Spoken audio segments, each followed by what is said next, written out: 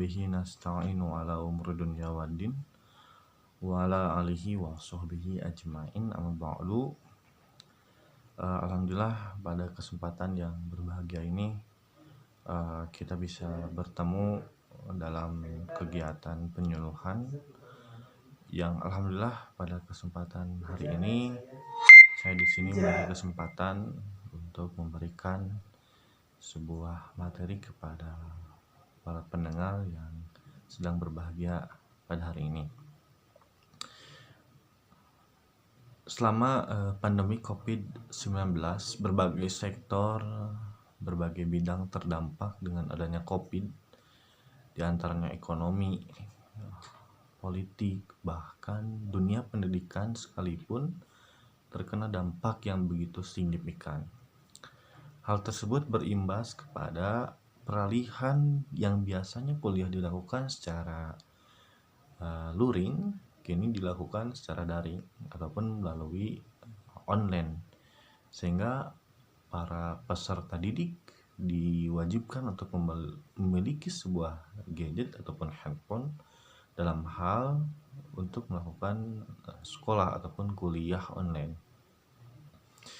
Oleh karena itu, kegiatan belajar mengajar selama pandemi COVID-19 dilakukan di rumah masing-masing, sehingga anak peserta didik akan sangat banyak waktunya dihabiskan di rumah, yaitu bersama dengan orang tua.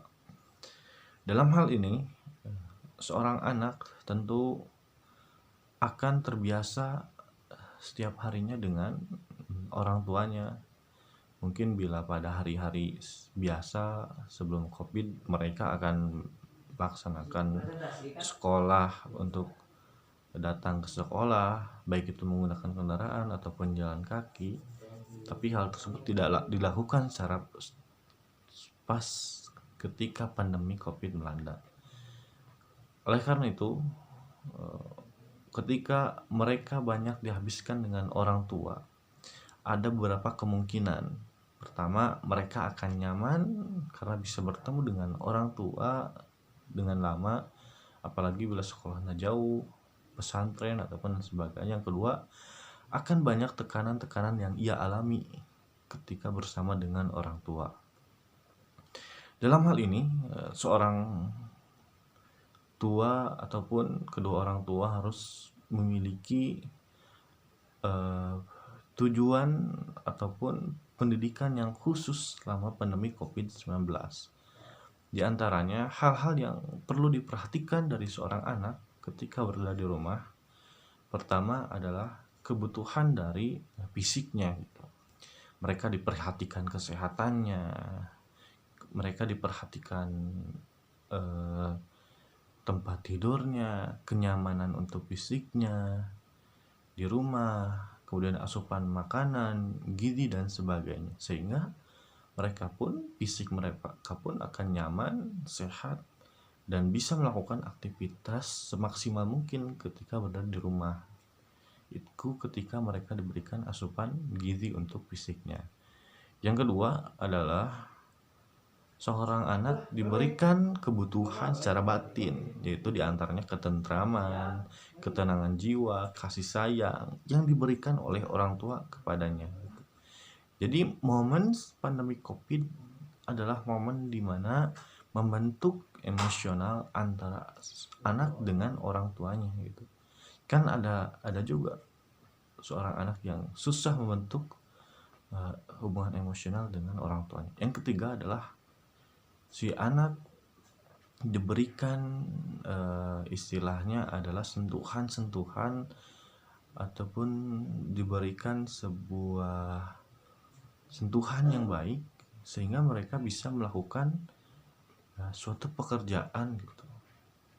Kenapa demikian? Agar ketika mereka diberikan sebuah sentuhan, perintah, baik itu latihan, baik itu tantangan oleh orang tuanya, maka mereka akan melakukan hal dengan istilahnya memenuhi tantangan tersebut, sehingga akan terbentuk diantaranya adalah kemandirian sosial yang timbul dalam dirinya kemudian jiwa-jiwa kepemimpinan yang dimiliki pada dirinya akan muncul, apalagi bila si anak tersebut adalah anak laki-laki. Maka stimulus merupakan hal yang harus diberikan kepadanya.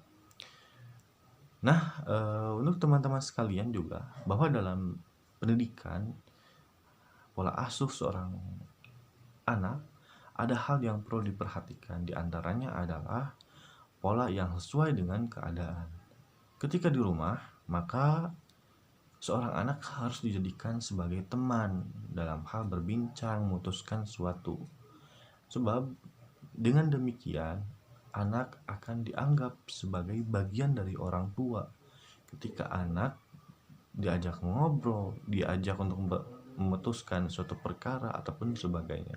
Berbeda dengan pola asuh yang otoriter, yang cenderung tunjuk-menunjuk dalam hal melakukan suatu. Tentu tidak akan adanya kenyamanan yang timbul dalam diri seorang anak. Maka pola demokratis dalam mengasuh anak memang diperlukan agar anak bisa melakukan ataupun mengeluarkan potensi yang dimilikinya.